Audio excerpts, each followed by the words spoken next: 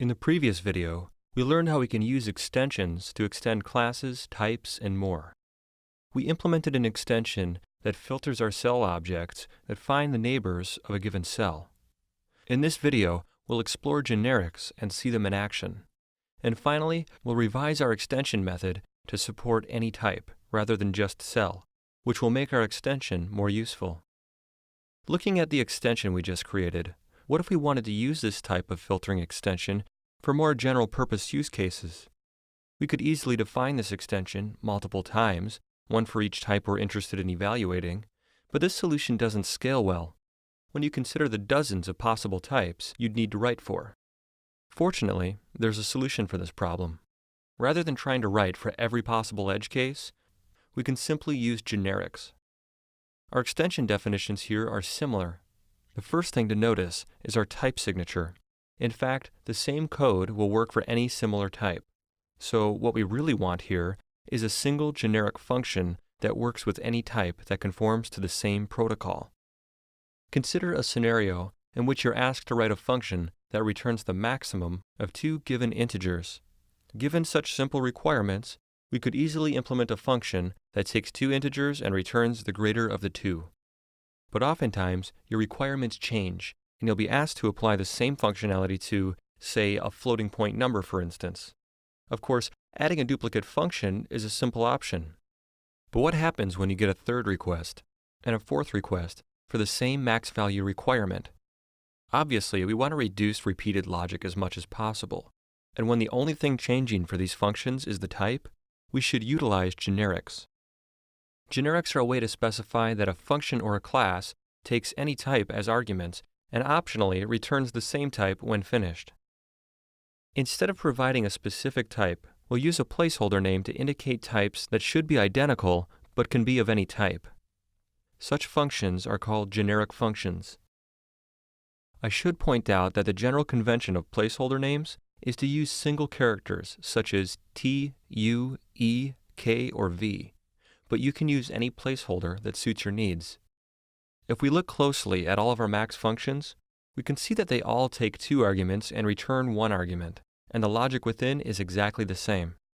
So, if we remove our input and output types and provide a generic placeholder, we'll be creating a generic version of our function to handle all related cases. I say related cases because what if someone decides to pass in two objects that our comparison operator can't handle? We'll get an error. While there may be some cases where our generic function can manage most types, we'll most frequently need to provide some sort of a constraint. We can add a type constraint to our generic declarations to specify which types our generic function or class will allow.